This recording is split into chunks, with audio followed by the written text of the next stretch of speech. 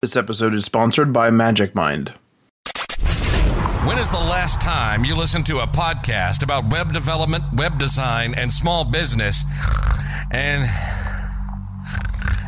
didn't fall asleep?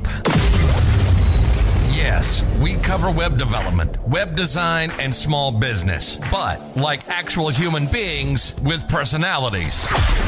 If you're a beginner, we're not going to talk over your head. It's more like asking your buddy for help. We have guests, we have fun, and let me tell you, these two can get off on a tangent.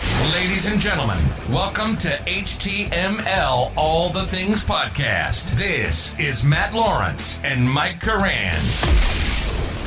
That's right, everybody. We are back. This is the HTML All the Things Podcast. I don't have a title for you today. And I don't have a title for you today because I'm keeping this episode completely anonymous up until the wire here. This is a bit of a blind episode with Mike. If you have not heard one of our blind episodes before, it's an episode in which I ask Mike a series of questions and he answers them on the spot. They're, web development related. This isn't just like a 21 question, like, who did you date in high school? Like, that isn't what we're doing here. This is like, still on topic. However, I have a bit of a fun episode today. So I specifically wrote this out on my notes app on my phone that doesn't sync to anything, so that he can't even see it if I, share my screen or something, as we were working on a project earlier. And I have a series of 3 questions I'm going to ask him. And then I have a regular sort of episode that's all, going to have some debate and stuff like that in it.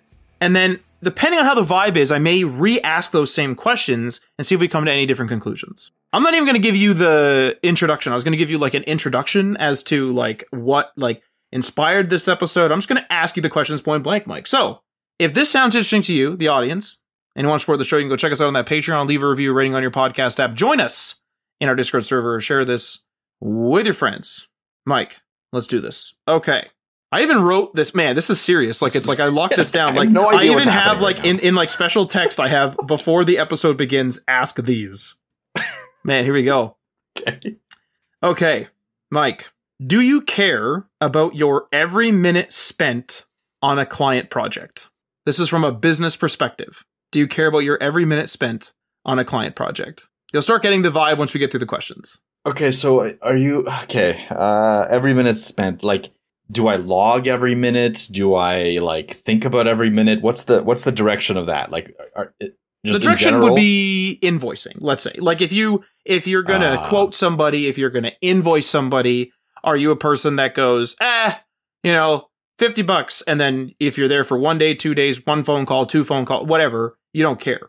Or are you a person that goes, well, it's $20 an hour, and you're a very granular kind of person. So the granularity doesn't have to be there, but the question still stands. Do you care about every minute spent on a client project? Gotcha. I understand. Okay, so right off the get-go, I actually hate hourly billing. Okay. I've done it many times for different clients. And what it essentially turns into is a min-max thing where I have to figure out exactly how many hours I worked, and just figuring out my hourly rate and figuring out how many hours it's going to take, and then having to negotiate once you hit those hours to get it more or less, or whatever, I find to be counterproductive. What I do usually is project-based billing or working on long-term contracts with a monthly rate, with the project deliverables that you kind of point to. I don't care about minutes, if that answers your question. I just don't care about them.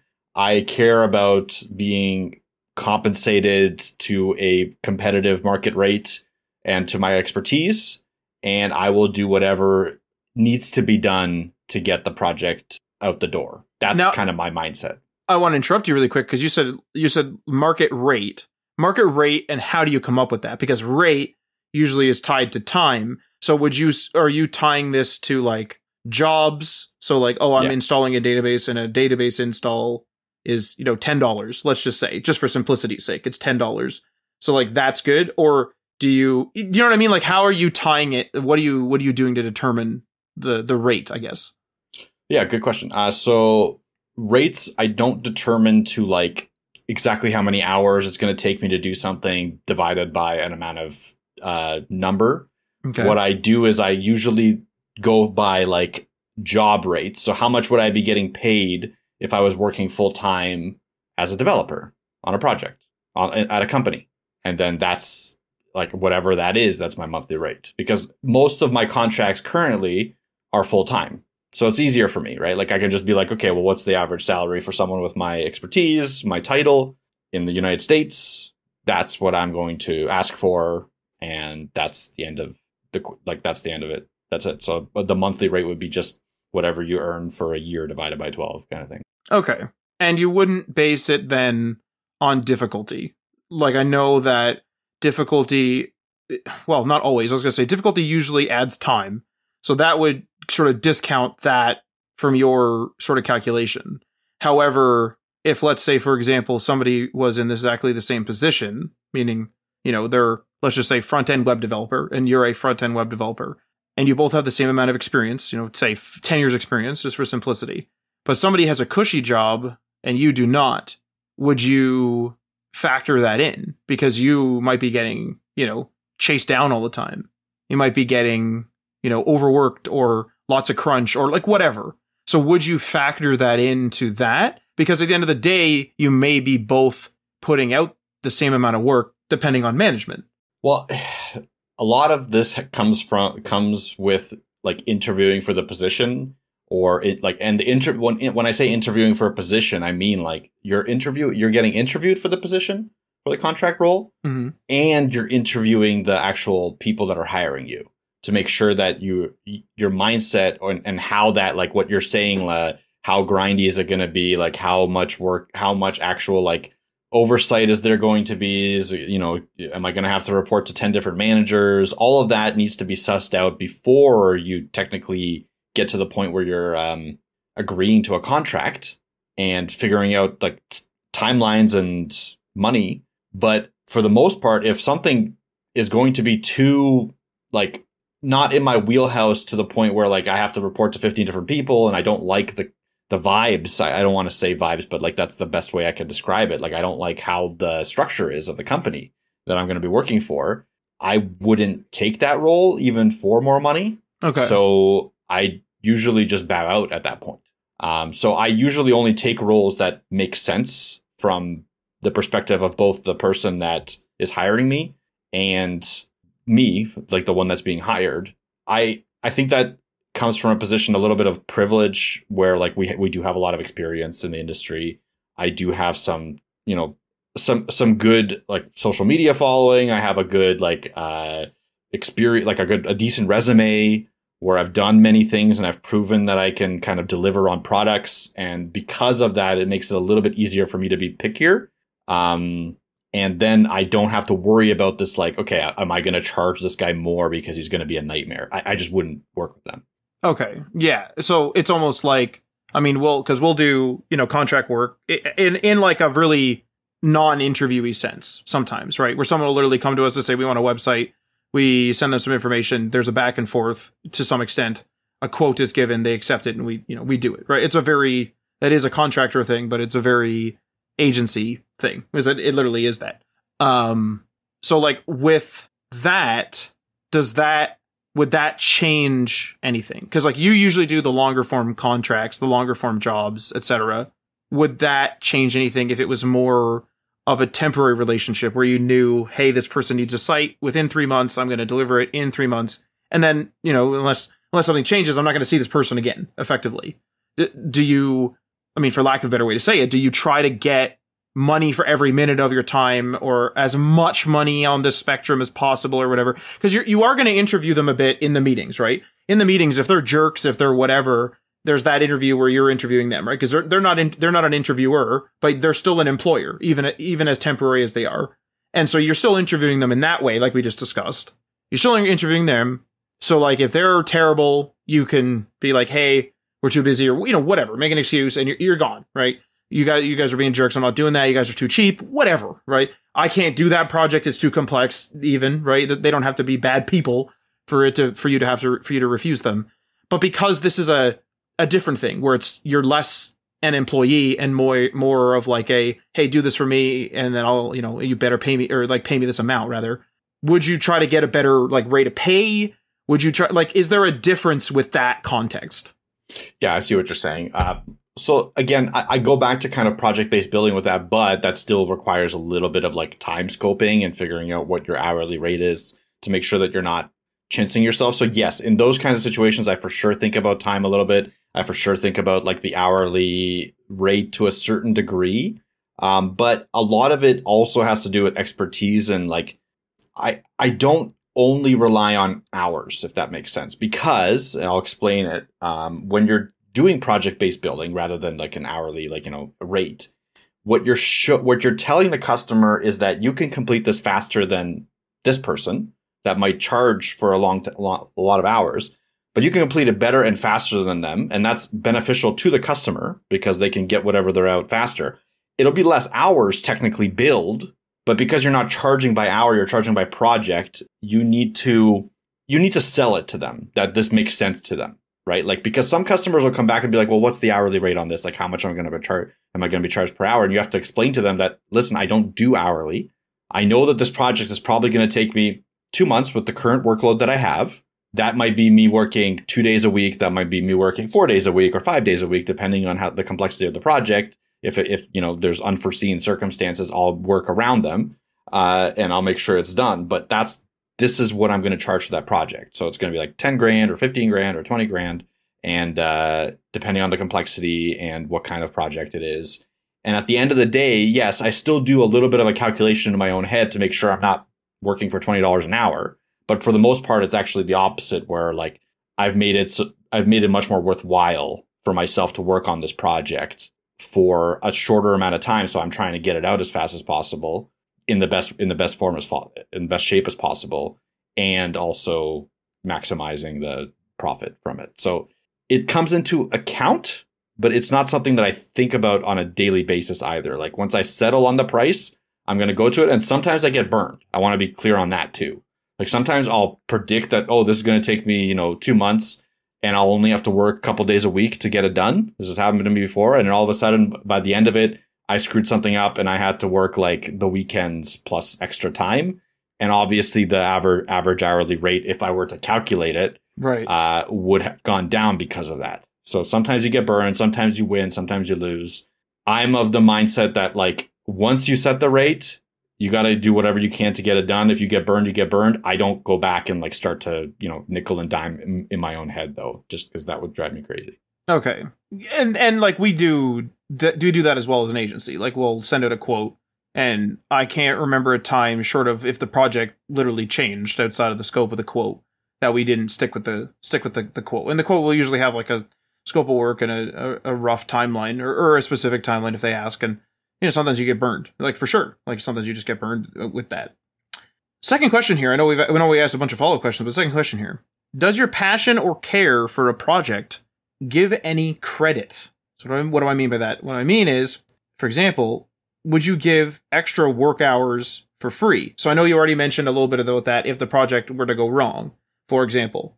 But let's say, for example, in this particular question, you are actually getting paid hourly. I know you don't prefer that, but you're just doing something quick. You're trying to fix someone's slider or something.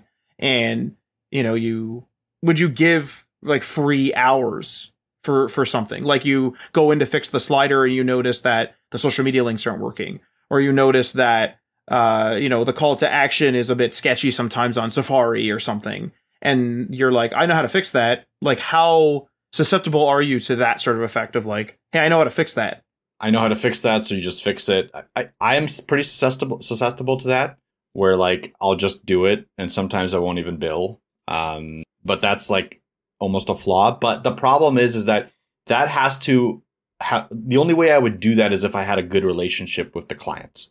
So if we would already have worked together for a while, we've already done a few projects together, maybe we've wrapped up and now we're on hourly, because we're just trying to get everything kind of like done, and then I'll be like ramped off the project. That happens. It's not a big deal. You can still have a good relationship with them. In that case, if I go on their website and I notice something and I'm still, have access to the code, I'd go in and fix it here and there and not worry about it. If the relationship with the client wasn't good, I wouldn't do it. Like, I just wouldn't do it. It wouldn't drive me to want to make their stuff better, if that makes sense. You know what I mean? Like, I know it's a nitpicky thing on your brain when you see something that you could improve and you have the ability to, and you get there. It's just like, when you're on that hourly, like, I don't know what happens, but it's not the same as being on a retainer. It's not the same as being on anything. Having to justify every hour that you spend on something when you're not being prompted to is annoying. And I don't see that as a good relationship for both the client and the person that's doing it. Like, it just doesn't make sense to me. I think, again, if you wanted a more long-term relationship, it would be better to have some sort of retainer, or again, if you already had a good relationship, then it's a different story. But like, yeah, I tend to base it on how I am with the client. What about the project? So, you can have a number of emotions, with the client, whether you like them, dislike them, indifferent, sometimes they're jerks, whatever, right? Whether you have to tiptoe around them. Complex social situations, of course, like anything else. However, what about the actual project itself? Like if you're working on like a charity or something, or like you believe in the cause, or you just think it's cool, like you're working on a video game website and you think that video game is cool and you want that game to succeed. So you want to make the marketing site better. Would that play any role at all? Or is it more of like a, lack of a better way of saying it, like a heartless, like, no, I need to be paid for that? I mean, it plays a role in it for sure. Like if I'm super passionate about the project that I was working on, but for me to be passionate about the project that I'm working on, it usually comes back to how I am being treated, how the client relationship is. Again, I don't want to emphasize, like, I know I'm emphasizing it maybe too much, the fact that like, hey, you have to have a decent relationship with the client and all that. But that is a very important aspect of like contracting and doing even doing like regular work. Like if you don't have a good relationship with your boss, you're going to go into work every day and it's going to be a slog. But if you have a good relationship with the team and the boss, it might make the day go by faster. You know what I mean? Like it's just how human nature is. And it's kind of the same thing here where like, if I love the project, if I'm working on this amazing, cool website, but the team is shit and the boss is terrible, I don't think I would have the motivation to do the stuff for free. Like I don't think I would be motivated. I don't think I would love it. Even though I could, like, potentially, like, it could be like the dream project or whatever. I do feed off the energy of the people around me more than usual, I think. And it's important that everyone's kind of the same mindset. Everyone's doing the same thing. Everyone is kind of pushing towards the same goal. And again, the client and like the person that's hiring you, you're pushing towards the same goal. You're trying to get stuff done. Like it's not, if you start to think about it as like a, boss and employee relationship all the time, where the boss is just trying to command you to do something and the employee just does it, that turns into this pedantic, ticket heavy system of just boring work. And that sucks. Like that just sucks, like I can't imagine a more depressing situation to be in. And I'm sorry, like I'm sure there's people out there listening, they're like, oh shit, that's my work. Like I just have tickets that come in and I do them and then I go home. And if you like it, that's fine for you. That's great. And I'm sure plenty of people are totally okay with that. But for me, like that to me is a nightmare. I want to be bought in. I want to have like, when I start working on a project, I'm fully in. Even if I'm not like super passionate about the project, I'm passionate about the goal that we're going to get to. And honestly, we see a lot of the opposite of that with being an agency. Like a lot of the work that we do just doesn't see the light of day, or gets completely kiboshed or gets deleted. And I think that is probably true for a lot of different people, like artists and stuff even.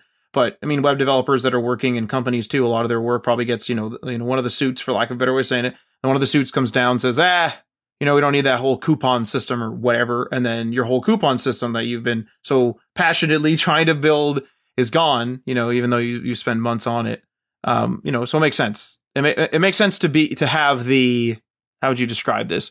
It makes sense to want to kind of have that relationship and like be passionate about something and be passionate enough about it to like power through the bumps like that.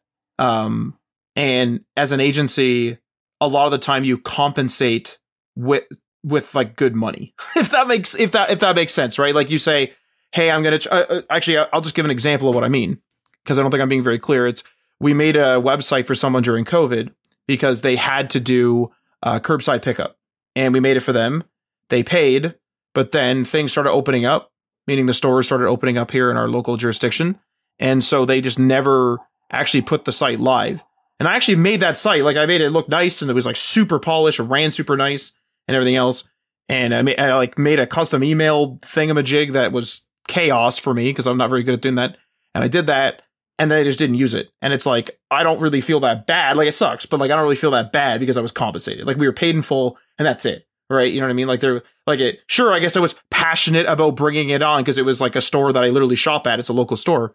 It's a store I literally shop at. So it'd be cool to even order off my own system. However, it didn't happen and I was paid. So I just kind of walk away. Right. So you kind of have like that. There's like the passion part for sure. But then there's also a bit of money in there as well. And just to clarify on that, like you mentioned, a lot of stuff that developers work on sometimes will be kiboshed. And I don't think that that's a problem in any way, shape, or form in terms of like passion or whatever. Like if you get paid like compensated well and you get treated well, like with respect, and your project gets kiboshed, but you brought it to completion, like you finished the project, you could still be proud of that project and you can still put it on your resume. You can still feel good that you have it out there. Yeah. It kind of sucks that it wasn't out there in production and stuff like that, but it's not a big deal. That to me is not a deal breaker in any way, shape, or form. Okay. For many reasons. I think it's just like if you were treated shit like shit, paid like shit, right? Even one of those two, paid well, treated like shit, or paid poorly and treated well, those situations are also bad, or much worse than if your project was kiboshed for a good reason. That's very true because like now you're like worrying about like the logistics of your life because you're not being paid well. And then your work is also not like they're not paying you well and they're not paying you in satisfaction, I guess, like work satisfaction where it's like, hey, it's cool that I build that marketing site. And then that marketing site is like live or whatever. Yep. Next question here. And I think we've kind of already covered this, so we may, we can just kind of tiptoe around it. But and it's the last one here, and then I'm going to kind of go into some like key points that I want to talk about. If something is easy, for example, maybe you just need to update a few lines of CSS, and a client, this is the monkey wrench in here, and the client that barely pays, you have a history with them, they don't pay very much, will you still help them? So you're in there and like you've, negotiated to absolute, the 10th degree. You've negotiated that you're going to fix their slider, and they're, a strict negotiator. They're, again, lack of a better way to say, keep saying that, but it's true. Lack of a better way of saying it. There's just, they're cheap. And so normally you would take $200 to fix a slider. You're going to take $100 today because you're just going to do it. You're going to do it. You're going to go on there 2 hours, whatever.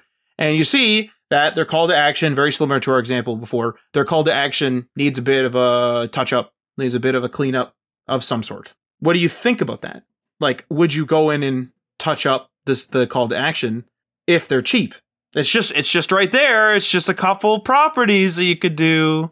In this scenario, I've already accepted, right? Like you've already negotiated. I've already accepted. And I'm just working on their project. You're supposed to work on the slider. You're being contracted just for some help. I'm begrudgingly working for a much lower rate than I would usually work. And I notice an issue that is outside the scope of the thing that I could solve in a couple seconds for a client that I've already worked with before in the past. I mean, in this situation, yes, I would still fix that issue. Like as stupid, whatever as it is, I would, but again, I would very hesitantly put myself in that situation. Okay. Like, yeah. As you grow as an agency, like even if you worked with someone early on in the agency, right? And you charge them a certain amount, you completed their project completely. If they come back to you 5-6 years down the line and they ask you to work on that same project for the same rate, right? Like, unless you had an amazing relationship with them and like they were the ones that like helped you start this business, in that case, like I might even do it for free in that case. You know what I mean? Like I might, like, because of, if it's $100 or $200, it's not going to make any difference. If it's something that would take me an hour, I would probably do it for free if the relationship at the start of our career was really good. But if this person, like you said, has always been cheap and has always been nickel and diming, even in the early days, I would ask for way more money. And by way more money, I mean like an absolute shit ton more money than they would expect. So like, we've done this before, Matt. Like we price the client out. You have to. And it sounds kind of mean. But as you grow as an agency any project that you take on needs to be treated like something that you have to do, and you have to like do with good quality and good respect. And if you charge too little, that immediately implies that your time's not worth it anymore. And even if you don't intentionally think about it, like you start to devalue your own skills. And when you're going in to do that project at a lower rate than you should be, you're probably not going to do a great job. And then that might leak out to someone, like that client be like, well, they did a shitty job. No one's going to hear about the fact that you charge them 1/3 or 1/4 of what you would usually charge them. They're just going to hear that you did a shitty job. So you should never put yourself in that situation where you could potentially do a shitty job because you're charged so little. You should always have the ability to be not be passionate, but like to do a really good job due to the fact that you charge the fair amount. So if, 6 years ago that slider change would be $200, your minimum cost goes up every year. And at some point you're going to have like, hey, I don't do projects, like even if it's a small one at this point, I don't do it for less than $1,000 or $5,000. Right. Just because it just doesn't make sense for us to take any of those on, because it still derails you. Like that hour quote unquote usually means 2 hours because you didn't account for something. Sometimes it means even more because you have to set up the development environment again. So that's another half an hour to an hour. And then another hour or two buffer between those times before you can start working on another project. So even a 1 hour thing, I think at minimum is a half a day project at minimum before you can context switch to something else. So again, as you start to understand all this stuff, your rates have to go up. As your expertise goes up, so your rates have to go up. So you can't continue to work with clients that will not value your time. And you have to do everything in your power to get out of that situation as soon as possible. When you're starting up, the unfortunate reality is you take what you can get. You take what you can get and you do an amazing job because you need the references, you need the referrals and all that. So that's normal. But as you start to build a business, you need to have your rates go up. Otherwise, you're going to price yourself too low. And like you said, it sounds cruel on the surface, right? Like it sounds like something that, hey, like you're pricing people out. But what you're really doing is, you're looking out for yourself. Like there comes a point where you have to look out for yourself. And we have people that like think that $50 a month is like a huge amount of money, or $20 for like a job that takes you all day. It's like, well, it's just a quick job. It's like, yeah, but it took all day. And it's like, yeah, but it was just a quick job though, right? But they wouldn't accept payment. They wouldn't accept payment at $20 a day. They want $20 an hour, right? Or, more than that even. And so that's where that comes from, right? Like it's a part of being of having an agency where it's just sort of like, unfortunately, this person has to be priced out. Unfortunately, this person has to be updated. Like a lot of the time it's you have like a working relationship with somebody for a while, whether they're just calling on you here and there or whatever. And, this is, even more so if they're cheap, like we've been discussing. But it's like, eventually you have to go to them and be like, hey, I've been doing stuff for $50 an hour. It's now $75 an hour. And that's the price. I mean, if you get, and usually what happens is the cheap people will give you the excuses. Well, my cousin could do it cheaper. It's like, cool, man. Go call your cousin then. Like, go call your cousin. Go call someone else. Like you said, go do that. Sorry. Like, I'm not going to be guilt tripped because like I literally need to, whatever. Like, I understand that there's times where we negotiate, and like Mike, you and I have negotiated things. We negotiate things all the time with people. Like, hey, toss something in and we'll do it, or whatever, right? Whatever the case may be is. But you have to look out for yourself at the end of the day. And if like someone is just going to keep like harping on you and like really hitting that like bottom of the barrel price to the point where like they've broken through the barrel and now they're, paying $50 for like $1,000 job, it's like, okay, no. Like, we have to stop this because, like, we're just hemorrhaging money, and, like, I could have done a job for $1,000 in the exact same amount of time. So that's the end of my, like, sort of introductory questions. And the sort of idea that I had for this episode was I thought that we could potentially kind of go through, like, gonna go through, like, an invoice detail, I guess you could say. I don't really know what we're gonna name this episode. I was gonna say, like, a name, like an impromptu name. I don't really have one. We'll figure that out after. But it's just something like I want to talk about how like when we go onto an invoice and we like literally look at the table that is the invoice and you fill out the rows, what are you filling out, right? What are you filling out? How much is it? And what are you writing down? And this is actually inspired by, and I don't know if you remember this, Mike, where we were working with a client for quite a while, a couple years, and they were constantly getting new projects, new full websites, new pages, They had new ideas. They had new leads, a couple of referrals here and there, things like that.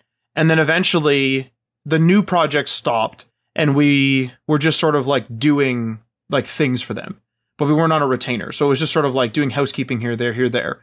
And we eventually had a discussion with them where we wanted to discuss a retainer or discuss like a maintenance cost of some sort, like a subscription basically.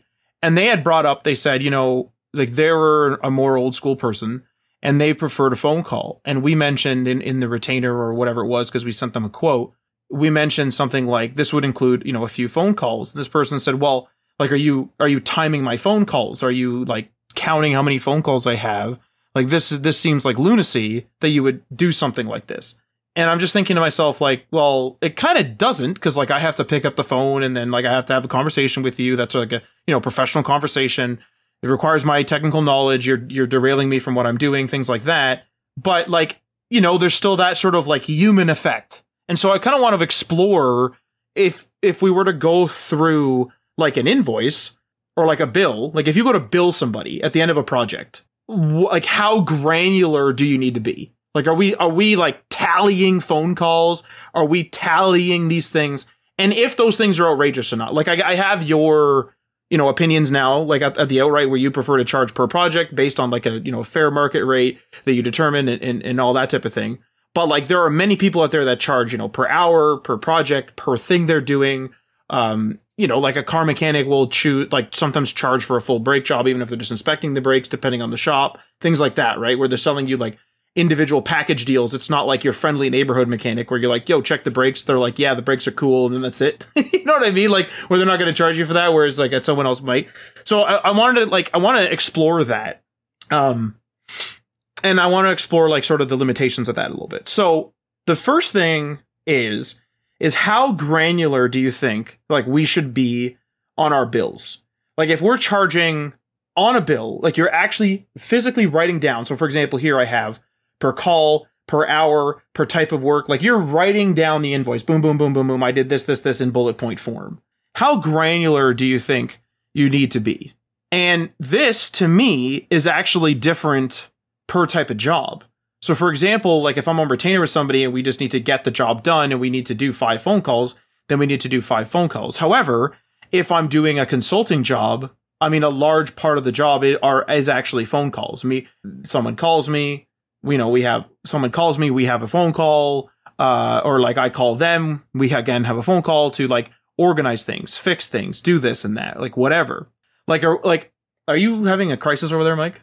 I keep seeing you like I have a bunny in here, like, and he's just a pest. He's my parents' bunny, and he's just eating the wall.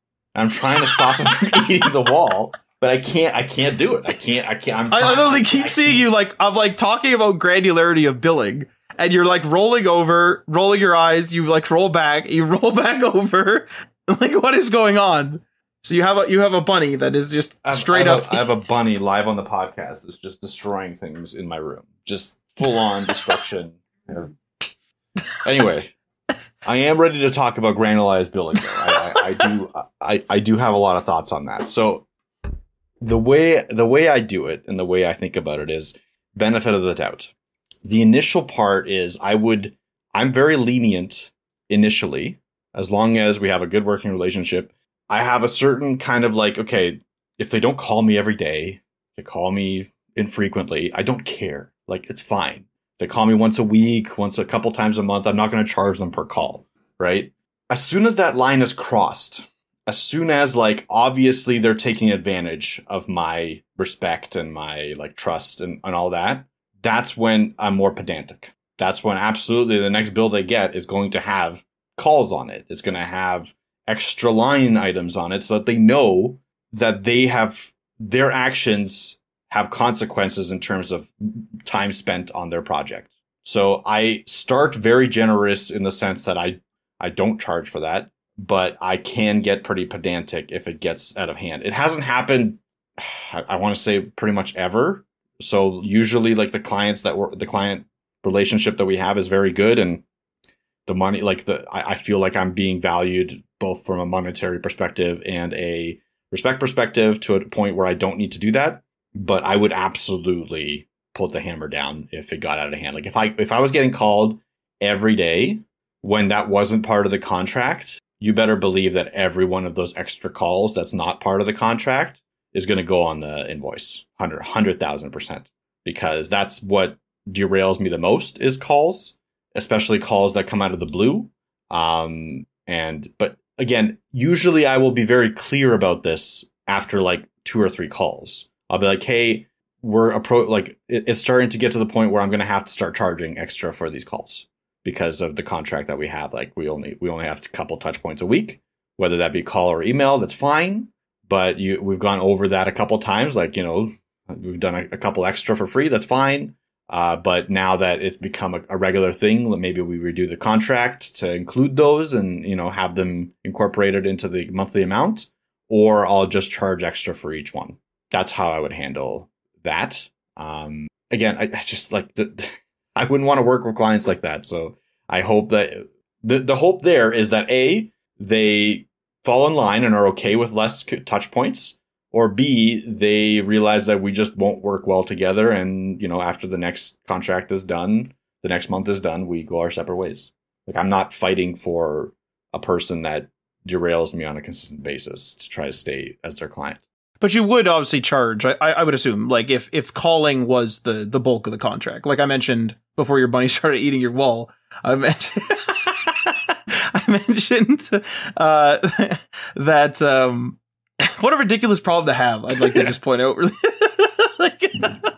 I know. The wall of all things, not a blanket, not like a toy or something. It's just insane. But like if you were doing specifically something like a consulting position where you're just a consultant, you're not really getting your hands dirty, like, and calls are a big part. Like I recently did that, and like I wrote down all those calls. Like I'm writing that down. Like I don't care. Like, and I don't know if that's cruel or something, but it's like, this is actually like about like 60 to 70% of the job, if not more. So at that point, like I'm actually gonna like bill that and not be so lenient. Like that makes sense, right? Like when you're talking hourly right now, right? Like you wrote those down to just add the extra hours, right? Just because it's like more of a consulting job, and I guess that's almost like a question we could ask ourselves is like, we're talking about the granularity of a bill, but it's like, what is the job as well? Like the job is going to play like a huge role, and like it's probably a bigger question than we can even answer today, right? Or even answer in general. You have to write like an essay of like what you're doing, but like in general, like you and I will do the same thing that you just said, where it's like we're pretty lenient, but there does come a point where it's like, hey, we got to renegotiate this. Like I can't be called all the time, or I can't be. We're focusing on calls just because calls seem to, or like was a big contention point with like not just the one client I mentioned, like a few of our clients where you mentioned like, oh, we're going to charge for calls, and it's like, well, what if I just need to reach out and whatever, blah blah blah, and it's like, am I on the clock? Like, are you like charging like a lawyer kind of thing? And it's like, well, no, like, I'm trying to be reasonable, but like it's not on like I don't write like I'm going to be reasonable on paper, and it's kind of weird. Like this is where this whole episode is kind of coming from, right? It's like some people are going to be, and we are still kind of like scared when you're doing your invoice, where you're like, is this too granular? Is this not granular enough? Like, is this stupid? Are they going to be like, hey, what the hell? Why is there $110 worth of like this random thing in here? You know what I mean? It's like, yeah, but that was my time. And it's like, and I care about every minute of my time. You know what I mean? So like, this is how all this is kind of coming together, where it's like granular billing is just, it's weird. Like it's required, but it's weird. I argue that it's not required. And let me explain. So before, when I was working on a project really early on in the days of the agency, where I had hourly billing and all that. And I would literally write down hour by hour everything that I was doing. I would charge by the hour, obviously. So like my invoices were a solid like 2 pages of broken down, like what I did, how many hours I worked, what days. And I would write down calls in those hours just to kind of clearly display that I do treat calls as work, because that's what they are. But as we progressed in the relationship with the client, I started to provide less like details. So I would just write down like the top things that I did that week, or that for that invoice. I wouldn't write down everything. I would just write down the top 5 things that I did, and then the amount of hours that I did. And then I would do even less. Like I would just write down the hours and the month without any breakdowns, pretty much. Okay. And I never got any pushback, to the point where I was just like, okay, well, no one cares. Like I was writing all this information down. Now, whether like as we built that relationship, the trust grew and less of the documentation was required, that's probably the case in this situation. And that's probably how maybe you should approach things. But for the most part, I just go by what the client wants. And a lot of times, as I've learned, the client, as long as you get the work done, does not give does not care at all about the breakdown of what you did to get that work done. And that's it. So my invoices at the end of the relationship with this client were one line where it was just month, hours. That's it. No other details. And there was never any issues with that. And that's how I've kind of proceeded with most of the work that I've done, where I just don't go granular. If they want it, they can ask, and I will. But I figure like, hey, if they don't care, why would I put all that effort into giving it to them?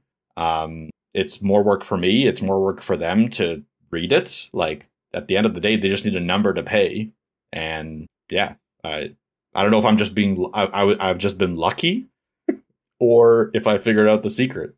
I'm formulating a response to that because I do it the other way around. I'm very granular. I write a lot of stuff down. I do a lot of things like that. Like I do sort of like break things down a lot. I write a lot of points. Like when I update somebody, I'm like, I did this. So I'm going to kind of come up with a response to your thing. But not before we talk about, we've actually just started talking with Magic Mind. Magic Mind, they emailed me, we were chatting, and they friend of the show from the past and still friend of the show. They sent me a pack. They hooked me up with a subscription to Magic Mind. So right now I have a pack of 15, and I'm doing actually a Magic Mind challenge. So I'm on the second or third day of this challenge. I'm going to try to just drink one a day, go through the entire pack of 15, and then just see how I feel. And this is, of course, to combat my caffeine. Well, I'm calling it a caffeine addiction. I never went to a doctor or anything like that, but I'm doing this because I just drink a heck of a lot of coffee. And like I said, I'm only 2 or 3 days in so far, and I'm already feeling great. Magic Mind makes me alert, kind of gives me the same alertness I would compare it to as coffee without sort of the jitteriness or anything like that. And I'm finding that it fits well into my routine just in general. So usually I will, have a coffee. I'm not replacing my coffee with Magic Mind. I wake up in the morning, I have a coffee. And I usually have a Magic Mind a little while after, maybe like an hour after, or sometimes even alongside my coffee, just sort of depending on what my day is. Or even, for example, today, I had to get up a little extra early, so I woke up early, had a coffee, went and did a whole bunch of stuff, and then ended up being like, okay, I'm back now. I'm going to go and take my Magic Mind now so that I'm ready for this show. And it's been great for it. I'm not jittery, but I'm alert. I'm here, even though I was up early and didn't sleep all that well because I don't sleep much, which is a whole other thing. But no, like I thought, this is going to be, perfect for me. Like Magic Mind's effectively like a mental performance shot I'm effectively taking. And I thought, I don't need to have it right in the morning. I'm just going to have it later on. And it's worked great for me. And if you, the listener, are interested in getting your hands on some Magic Mind, we actually have a special offer for you. It's a limited time offer that you can use now as of recording this, and that gets you up to 48% off your first subscription or 20% off one-time purchases with the code HTMLPOD20. No spaces, no hyphens, no nothing. HTMLPOD20 at checkout, and you can claim that deal at magicmind.com/HTMLPOD20. That will be in the show notes. On htmlallthethings.com. So Mike, I have this response to you, I think. And I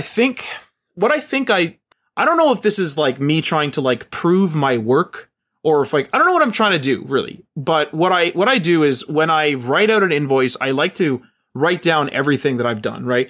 Oh, I went in and like, I fixed your slider, I fixed your page, I did this, I did that. Now, as things get bigger, like as the project itself gets larger, as the project itself like grows in size, I will like get less granular, right? Like I won't be like, I did your slider, this and that, and this and that, and this and that. If there was 100 things per page and there was also 100 pages, I will just write like, I did your blog posts, I did your like home page fixing, and I'll kind of write like the key things.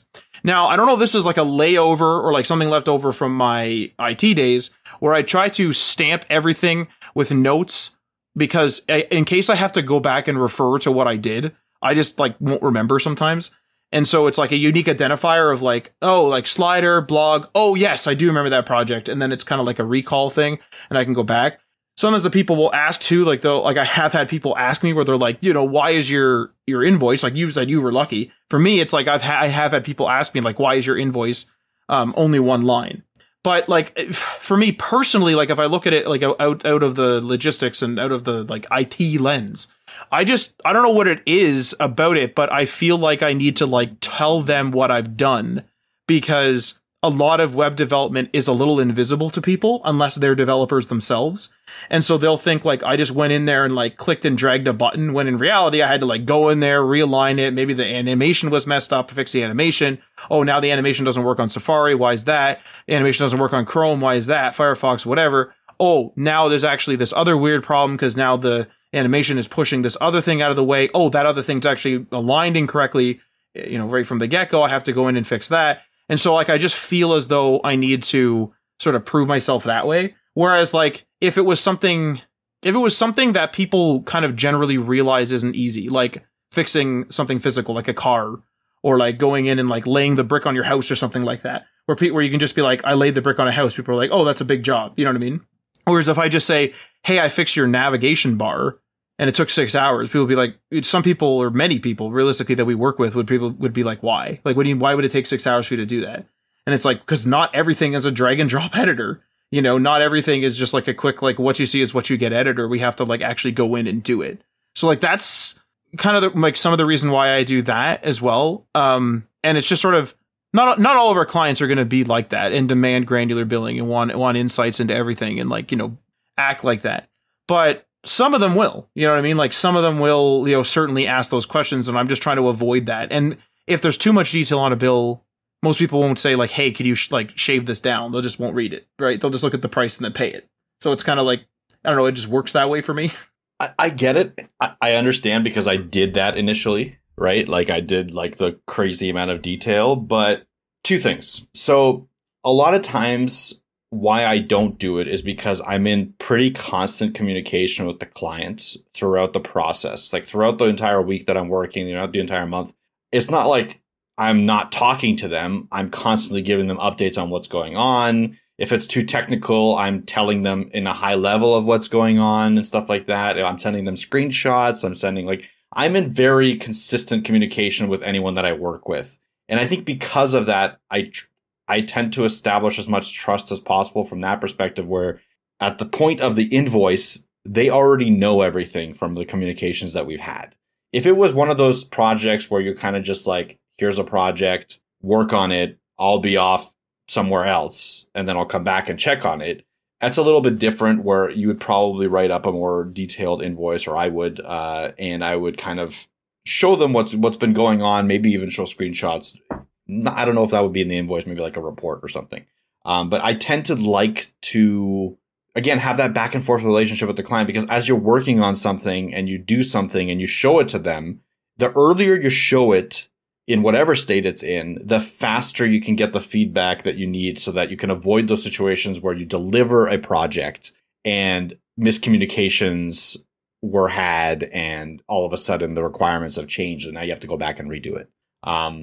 There's a little bit of leeway there where like you don't want to show them completely, broken things. Obviously, you want to show them kind of like if you complete the slider, then you show them the slider. If you complete like one thing on the slider, you show them that one complete thing and get their feedback on it as quickly as possible. But you wouldn't show them like a skeleton version of the slider, because a lot of times people would be like, well, where's the content? Or why is that arrow not the exact same arrow or whatever? And then you get into this pedantic thing where you're just like, no, this is like a demo, and that I try to avoid as well. So it does depend on the relationship you have. It depends on what you can show during the week. I think, again, I've been lucky because most of my projects are easy to show on a continual basis and require constant communication with the clients. Therefore, the invoice is kind of like just a side thing that like, it doesn't really matter. Like they know they have to pay it because they've seen all this progress throughout the time that we've been working together.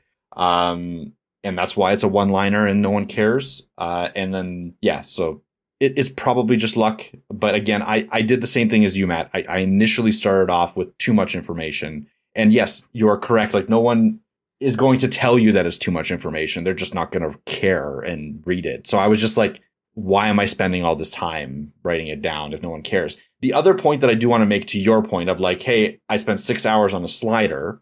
I think sometimes giving too much information can be bad for you because, like you mentioned, they don't know why it would take you 6 hours to do a slider. So therefore they could potentially push back and be like, why did this take you so long? And then now you're in this circle of like, okay, well, now you have to explain yourself for every little feature that you're building. And that could be kind of a disaster. So not giving them the opportunity to try to delve into technical things that they don't know about for no reason other than to like micromanage you is also a good reason to not be too like descriptive. That's an interesting point. I like that a lot. Like I would never break down by hour what I worked on, if that makes sense. What I would do is like just put a list of things I worked on and then a total amount of hours for that day or that week.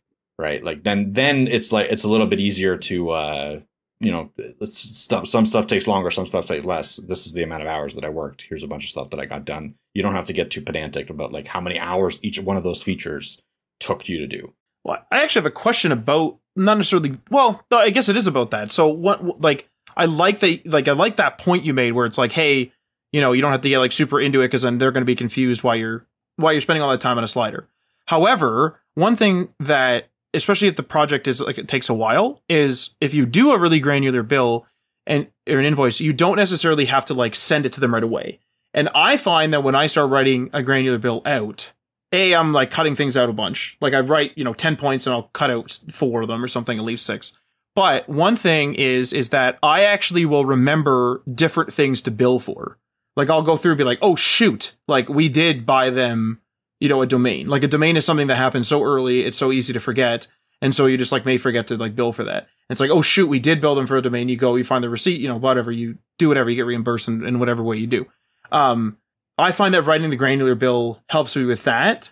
Some people, like I have seen the argument of like, if you do a granular bill, you're respecting your own time. Like you're respecting all your actions and all your times that you've done. And that's kind of like what this episode kind of like, not completely about, but like that's definitely like an aspect of it, right? Where it's like, do you respect your time spent on calls? Do you respect your time on development and all the rest of it? Well, what do you say to like that sort of effect? Because like I know, like I said, in my own thing, like it reminds me on stuff, but it also gives me perspective because I'll write something like, fixed slider, and let's say the slider took 2 minutes, and I'm like, okay, like I should put that in there. But then as I'm writing, I'm like, I fixed the footer, and let's say the footer was just for whatever reason a total disaster. It was like a WordPress plugin that went totally awry, and it had, needed even some server work or something like that done. And then that'll like remind me about that, where I'm like, oh, let me get rid of that slider note and let me write about this footer. But in reality, it'll remind me like, oh, that footer took an additional X amount of hours, so I need to charge this much more, or I need to like bring this up, or like this is something that makes me realize like, oh, like I'm selling this as a package deal. Let's say this particular project, but like in the future, I'm going to have to like up it or something like that. Like, does granularly writing things down ever help you in that way to like sort of organize your thoughts? Because I know that you like the more package deal type of thing, but like it's still, like time is money. Like, at the end of the day here. I think this all comes down to the fact that I hate granularly writing things down. Like I don't like keeping long to-do lists of things. I don't like I hate taxes because it's like every little thing you have to granularly check and stuff. Like I hate that to a degree that's probably detrimental to myself. Like managing my finances, for instance, like managing my investments and stuff also causes me some stress, even though it's like money go up. It's not supposed to be stressful, but because it's in a list form, I get stressed out about it for some reason. And I don't like to look at it. So I just like, I have it because I have to. And like, that's just how, economy, like my own finances work. But like, I don't like it. So I don't know what it is about me. Maybe it's like my own little quirk where I just hate details. I kind of wish I didn't, because like you mentioned, being able, like I know some people that keep very diligent notes of everything that they do. And like perfect example is calorie count, like food intake. Right. That is my nightmare. I've tried it once or twice, and every time I hate it to the point where I will go the opposite direction and I will just eat more just to spite myself because I don't want to calorie count. So it's to that degree. I hate pedantic lists of things that I have to keep track of. And it's like a psychological thing. I don't know what makes me hate it. I can't figure it out. I kind of wish I didn't, because again, I would love to be able to calorie count. I would love to be able to like write down everything that I did that day and stuff like that in a list form and put like some statistics beside it and then put them all into an Excel sheet and then get some analytics out of that for my entire life.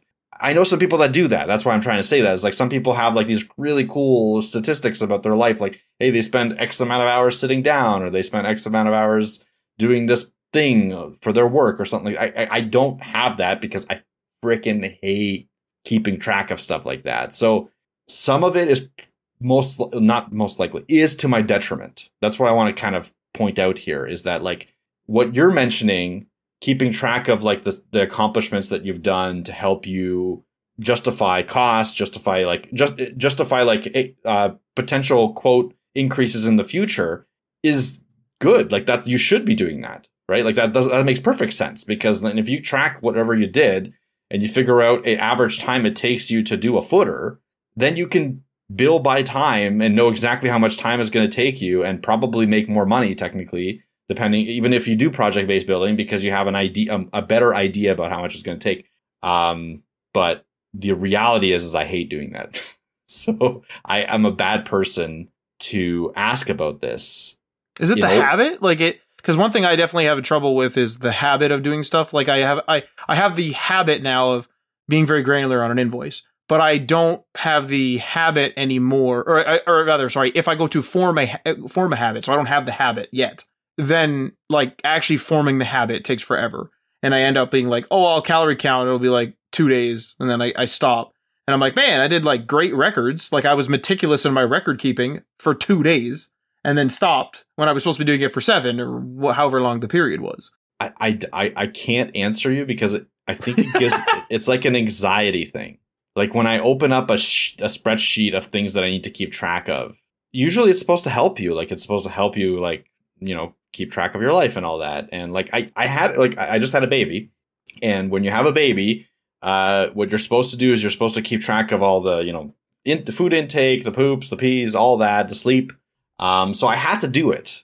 Like that's just something that my wife kind of drilled into me. But like it still gave me anxiety to do that. Like just the input of data, of consistent data into a spreadsheet. I don't know what it is. I think it might be some sort of psychological thing that God, like what happened? Like I don't know. Something scarred me for life, apparently, that I don't like to input data on a consistent basis into a spreadsheet.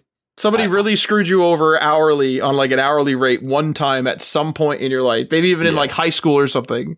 And then you're just like, I'm not doing hourly anymore. I'm doing project work only at a fair rate. Just have like a big rant and just slam the door. Yeah. I think so. At the end of this, I think we've determined that I can't do hourly things because I hate it. Okay. Well, like, let me ask you this. So like one big question is with granular billing and all this is like, some people are like, they're totally for you min-maxing your time. They want, if you're working, okay, great. So then you should maximize the amount of money you're getting per hour. So therefore you should be granular. You should have rates for everything. This is how much I charge for calls. This is how much I charge for this. This is how much I charge for that. Oh, I had logged into the server. I had to charge this. Like there's some people that are like that, right? Where they think that you should go, absolutely ham in that. And some people still believe in that side of things, right? We're min-maxing, but they're more on your side where they're more project building and they'll just go on the higher end of like the fair rate. So if the fair rate is between $100 and $150, let's say for a job, you lean more toward the $150. So then you don't have to be so granular, right? But then there's some people that will, and we see this in our Discord a lot, where like, if they're beginners or whatever, they come in and they're trying to undercut everybody, like undercut. And like, where do you sit on that? Because like at the end of the day, I'm asking specifically in the context of respecting your time or respecting one's time if you're talking about somebody else, right? Because like some people will just go like, oh, whatever, like, you know, I had to work like 16 hours on this and I made $20, but like whatever. And I'm sort of like, well, no, like that's ridiculous. You know, being burned here and there occasionally, you know, it sucks. You get burned sometimes. And, you know, if it's an accident or mistake or whatever, that's different than you just actually being burned or like being ghosted. Like we get ghosted by people, right? Where you do a full project for them. You know, they owe you $5,000 and then like poof, they're gone. So then we want to respect our time by saying, okay, the heck with this. We're going to now charge 50% up front. And then we'll have different rules for if that job is a referral. Okay, maybe we won't charge up front or we'll only charge a little bit up front or whatever it is, right? So like those rules come into play. So like how strict do you need to be with your time and your respect of your own time? Because one thing that I get driven crazy by, and I've discussed this with you like 1,000,001 times, is that I like have like a real, like you have an anxiety of entering things into like an Excel sheet. I have an anxiety of me being like, okay, like I've done my work for the day. Doesn't matter how long it took. I've done my work for the day. I'm going to leave and I'm going to go to the movie theater. Phone goes off. It's work. Now I'm in a panic state because like I feel like I should go back to my desk and start working. So like I have like that type of thing. And so that's why I think that's another reason why I'm so clear where I'm like, I'm working these hours. This is how much I'm working. That's how much I'm going to do, blah, blah, blah, blah, blah. And like I'm not actually that rigid, but I have like that problem. Like I try to like I have this like thing drilled with my head where it's like, I need to respect my own time. Like, what do you think on that side of this fence?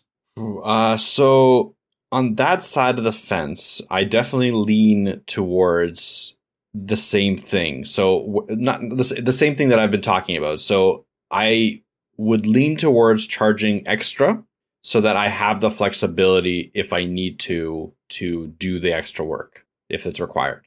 Okay. That's what I lean towards. So I'd again, to avoid the granularity, I will value my time more and then I will do more to achieve that value. So if I need to work an extra 2 hours that day to finish that feature because I am being valued and my time is valuable at that point, I will be more than happy to do that. And then, you know, clock off for the rest of the day. The other problem you mentioned with the whole going to a movie and getting a call or getting an email during the movie and that derailing you. Yeah, that can happen. And it's happened to me. I'm not going to lie. Like it's, you know, I've had those situations. A lot of the time I won't care as much, I don't think, because it's after work hours. And like I do have work hours. Like I work later in the day sometimes and stuff like that, but I don't expect, my expectation is that I'm not on call those times. I'm not at the ready. If I'm at my desk and something happens, I'll do something about it. It does not bother me. If I'm out at a movie theater and something happens, it doesn't bother me so much because I'll just get to it when I get home or I'll get to it the next day, right? Like if a system goes down, like the system goes down, like it's, you know, it is what it is. Someone might get angry. Someone might get angry. But I think I've proven myself enough to the people that I work with that I get the benefit of the doubt a lot of the times in those situations.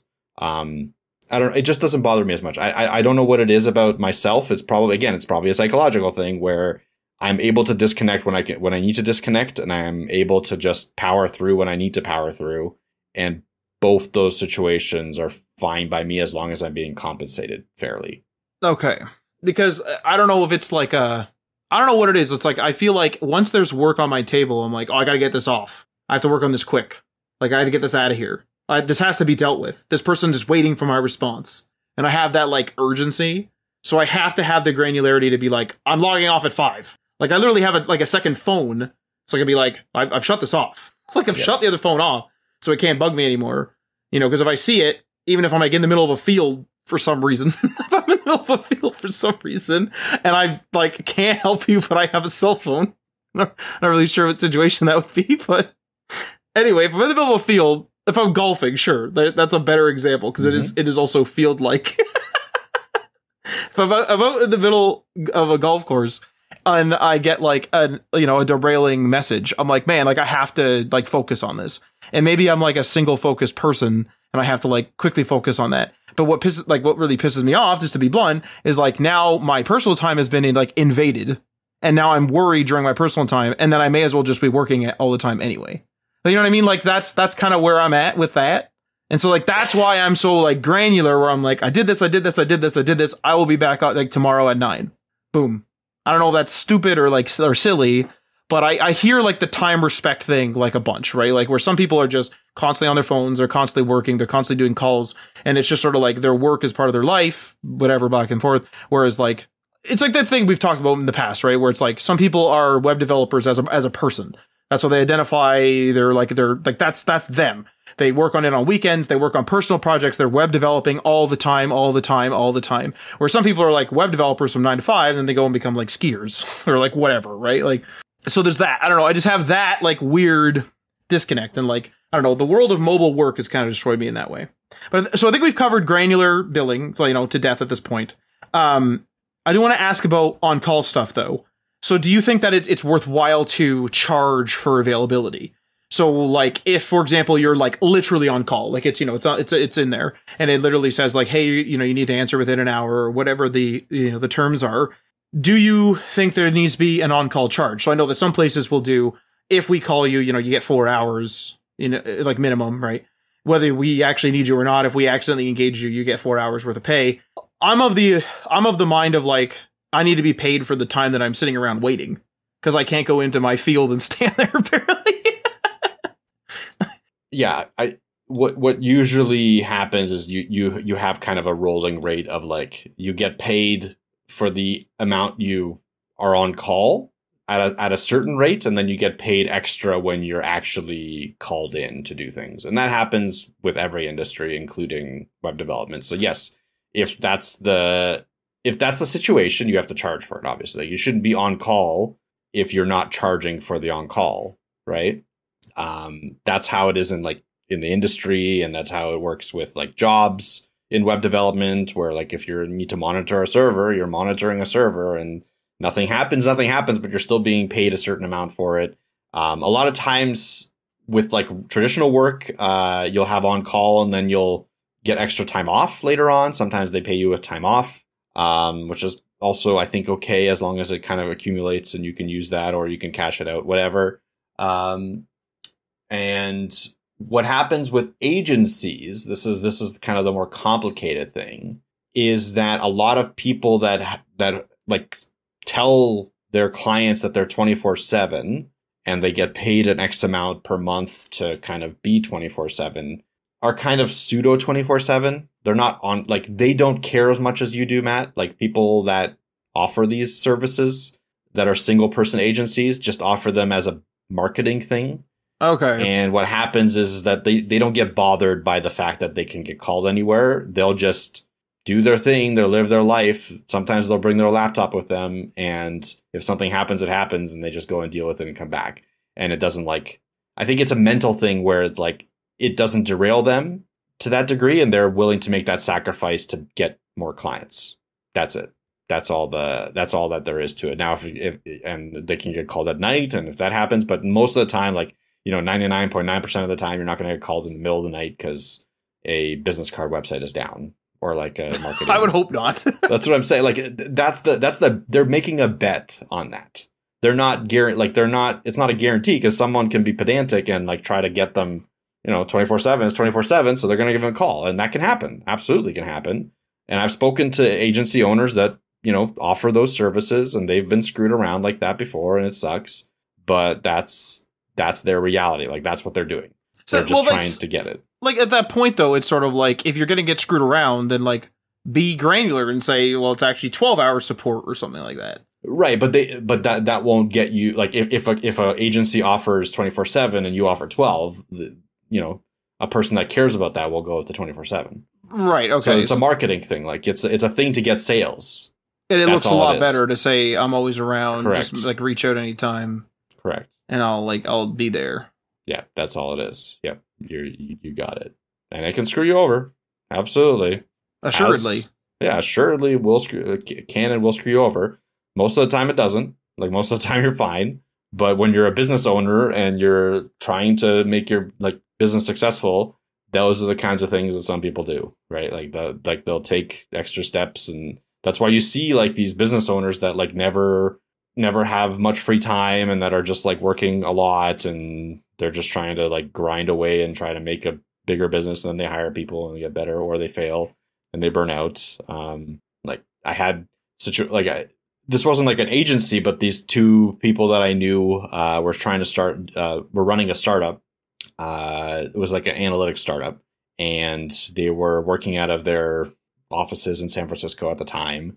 And they like we were in San Francisco for like a bachelor party, and they came out to the bachelor party. They had their backpacks with their laptops. This was like 15 years ago, or maybe like 10 or 12 years ago.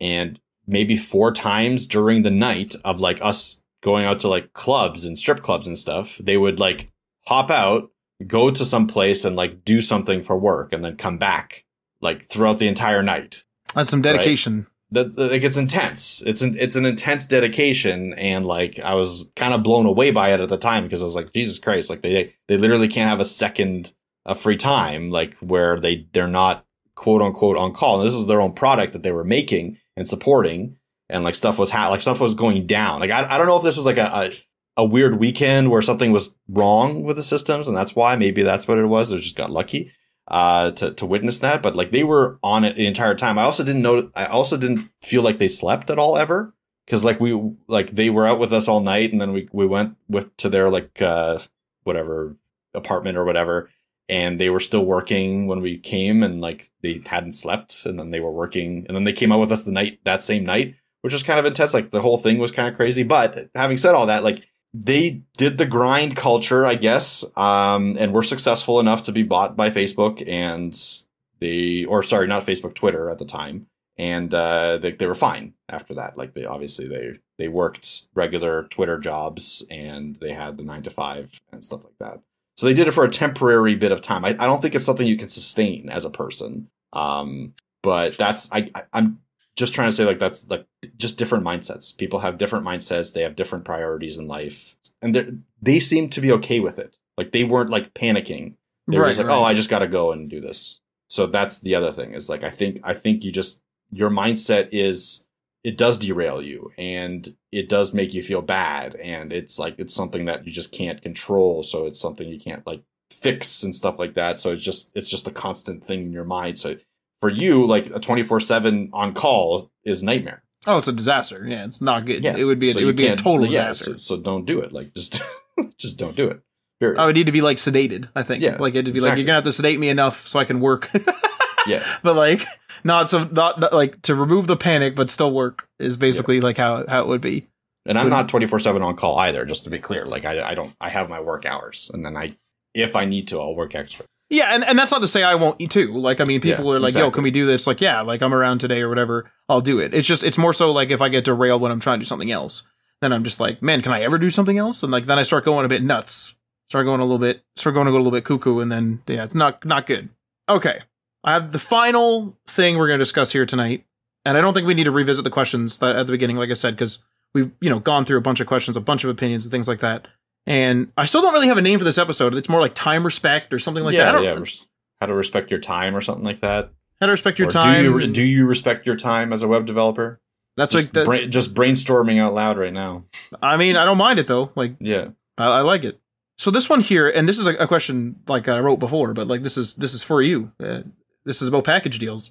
So, how liberal should you be with your bundles, with your package deals? So, for example, let's say you normally bill your calls. So, like every call is a minimum of a half hour, and you have a call and it's $20 an hour, let's say.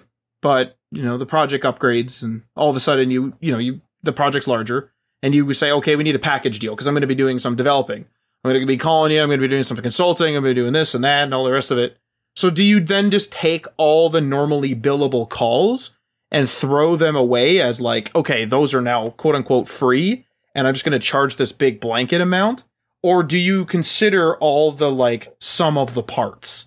So I know that there's going to be some wishy-washiness in there because it is a package deal, but like, are you... like in your mind, are you throwing things in, or like how are you doing that? Because I know you're saying like fair rate, but we also talked in the beginning of the episode about the difficulty of things, right? Where it's like I might be developing for 8 hours and you might be developing for 8 hours, but like your development job might be more difficult than mine, or like yours might be more stressful because you talk to the CTO or I don't know, whatever, right? Like, so it's a good question. Okay, here's how I would handle it. I think it's important when you're establishing a contract with the client to get all the nitty gritty stuff into the contract. So how many calls a package deal includes, get all the nitty gritty in there, right? Like put it all in there so that when you feel like you're being abused, you can fall back on it. But I wouldn't fall back on it, or I wouldn't even track it until you feel like you're being abused. Okay. Interesting. Okay. Yep. So you have it there in writing. You have it signed that this is what this package offers. But after that package is signed, after that everything is signed, you just go and start working. You start your relationship with the client. If everything is normal, even if some days it gets crazy, but most days it's normal, I don't even care about it. Like, it doesn't matter to me, right? As soon as they start taking advantage of you, though, you at least have something to fall back on to be able to establish boundaries that were agreed upon during the contract negotiations, right? If they go outside those boundaries once or twice and you don't even notice without having to track it one by one, who cares? Like, it doesn't bother me, right? Like, it happens. It's ship month. Some months you're going to have crazy amounts of back and forth, but you feel everything is fine. And then next month it's all down and you're fine. But if it's like every month is just a chaotic month where they're just trying to get as much out of you as humanly possible and bothering you to a certain degree, then that's when you can fall back on it. So again, it's one of those things where you give them the benefit of the doubt, but have a way for you to enforce something more rigid if need be. I would still put limits. I would still put limits on package deals. So you would still, even though you're adverse to granularity, you would still have some granularity in there, yes. Just to fall back on. Because I know we talked about the fallbacks whatever before, but like we didn't really talk about how you would necessarily like work them in. So that's how you would work them in. Like you would say 15 calls or like whatever. And then, so like the sum of parts, like if a project grew from just, hey, I'm going to call you a couple times. Hey, I'm going to get you to fix a slider, to, hey, I need you to build this whole website. You're going to have to run my web department, like a big jump. You would still kind of take the sum of the parts, the calls, the development, the this, the that, the this. You'd kind of throw that together. That would be your granularity, basically. Yes. And correct me if I'm wrong. And then, you would say like, okay, it's 10 calls. It's 3 this, it's 2 that, based upon the previous work with them. And then you would choose a rate. And maybe some of it would get wishy-washied out a little bit because it's a package deal. So you might be like, okay, sure, I'll throw in 3 calls or something. And then bing, bang, boom, you have a package deal. And then like they can come back at you and be like, oh, you're going to charge me for calls. And then I'll be like, well, listen, like I'm just doing this to protect myself in case it gets crazy. I'm not going to charge you for calls unless it gets crazy, right? Like this is just me protecting myself. I like, it's just being like, again, that clear set of communication, clear expectations with the customer and being like, I've had bad experiences before. I don't expect this to be a bad experience, but I've had them before. So this is my contract. Like, this is what I do. If you go over a couple times, I'm not going to charge you. Like, I don't care, right? Like, it's not going to be like that. I'm not going to track the calls. But if it gets to the point where I think it's starting to inhibit the success of the project, that's when I'll come back to this contract and we'll have a different discussion. So it's just about setting those expectations with the client, explaining yourself why you have it in there, and then just reassuring them that it's not there to nickel and dime them. It's there to protect you and there to protect them for you to be able to complete the project on time. That's a really good way to like sort of end that conversation. Like it's to protect me, so you're not calling me, 90,000 times, but it's also to like ensure that I'm able to deliver like a good, product or a good bit of advice if it's a consulting job or whatever it is. You got it. It's interesting. It's almost like the marketing angle of that. Okay. Well, that's all my questions. I don't think we need to like revisit any questions. Do you have any questions for me? Do we need to cover anything specific, do you think? Like, do we, what I mean? I've been asking you a bunch of questions. I mean, I'm about to answer my own questions here and there too, obviously, in the sake of conversation. But do you have any questions for me? Like, do you like about, I don't know, time respect or whatever we want to call this? No, I don't have any questions for you, I don't think, because I think you've kind of given your opinion throughout and where you stand on a lot of this. But I think what I want to say is that I think we're moving in the right direction in general, where we're starting to value our time more than we were even 2 years ago. I feel like even though it feels like we're being nickel and dime sometimes and stuff like that, I feel like we are moving in the right direction and we're learning, we're making mistakes, and we're going to keep making those mistakes. Like we're still going to screw up all the time with invoicing and quoting and all that. So I think in general, both of us are doing it in a different way, but I think we're both doing a good job with it, if that makes sense. And we're both learning and progressing. And it's interesting that we have different perspectives, even though we work for the same agency technically. And we have the same goals in mind. And it still kind of works out in the end to the point where we both are kind of autonomously run our sides of the business without having to rely on a central system that always, limits one of us. Like, imagine if we both were completely opposite, which we kind of are, but we had to kind of like combine our systems into one. I feel like the fact that we can work autonomously and not have to do that actually benefits us and the clients that we work with. You know what I mean? Yeah. We're not locked down into a system. We're able to adjust to a client's perspective and how it works and to our own. Like, I wouldn't want you to take my system if you think that it doesn't work for you. And it sounds like it wouldn't. Right. So like your system is working. My system is working. The people out there, listener out there, your system could work too. Like, don't take our system as gospel. Take something that works for you and that you think can work for a client and try that out. And again, be okay with failing, be okay with adjusting, be okay with adapting. The point is that you need to find something that works for you and whatever clients you try to get. One system does not work for everyone. Well, the same, and with you and I, like when we were working on projects together a lot of the time, or like, passing them off at least to each other, like some clients, may want someone more granular. So they'd like, naturally you would be like, Matt, hey, can you like handle this? So I would go and like have a chat with them and it would be a more granular chat naturally. But like sometimes people are just like, I don't want to hear all that. I want the broad strokes. It'd be like, I would hand that person to you. I'd be like, yo, how do I handle this? And I do that to you. I message you and I'll be like, yo, this email I think is too long. Can you reread this? And it's not like I'm trying to be like, asking the teacher for like a revisal. It's like, in my mind, this is a short email, but I acknowledge that it isn't, right? Like just the word count alone, it indicates that this is a pretty long email, but I just don't know how to cut it down. Cause to me, I cut down a lot of the stuff out. Right. So like, it's a good, it's like a good, like, melding of the systems in that way where I can like easily be like, yo, I think this is too specific or this is too much. Like, can you revise? Can you read this, whatever? And then in the same way, like, our skills will complement each other. Like you will message me and ask me stuff about Webflow or like DNS or something like that. And I'll ask stuff about like, yo, I can't get this stupid VS Code to work or something like whatever. Then that works too. So like that does work well. But like if we had to adhere to like a company policy, like my company policy would be very granular, more than likely. I'd be like, if it goes into here, then it must do this. Like it'd be like a flow chart. And I'd be like, then you must mark this down. This must be pinned with like a 2. You have to have the date here, things like that. Whereas like that would probably drive you crazy where it's like, why does the date have to be here? And it's like, just in case. It's like, just in case of what? It's like, just put the date in there and then it would, it'd become like a big ol', like it'd become a problem, right? Like, so. Yep. It makes a lot of sense. Like, it makes a lot of sense. Like, I agree. Like, I mean, your system probably wouldn't work for me. My system probably wouldn't work for you. But, like, it benefits the clients and it benefits the company in general, for sure. But I think, honestly, I think that's it. Like, I mean, I think we've covered it. We've talked about, time respect and that, granular billing, and all that type of good stuff. So remember that if you want to support episodes like this, we are on Patreon. That's patreon.com/HTML, all the things. Check out the tiers and give that a go. And many thanks to wait, you are done, right, Mike? I think you nodded to my question, but I want to make sure. I am most definitely done. Can you mark the time, date, and everything down in the chat specifically so we can mark the time at which you confirmed that you were? I can do it, but it would have to be next month. And in a panic. Yeah, and in a panic. Yeah, as long as it's not inputting data into a spreadsheet, I'm okay. Please fill out this Excel template that I've made. I sent you, actually, I know I'm about to do the Patreons. I sent you an Excel template, I remember one time, to track our crypto. Because you were like, we were getting paid in crypto for the business, whatever.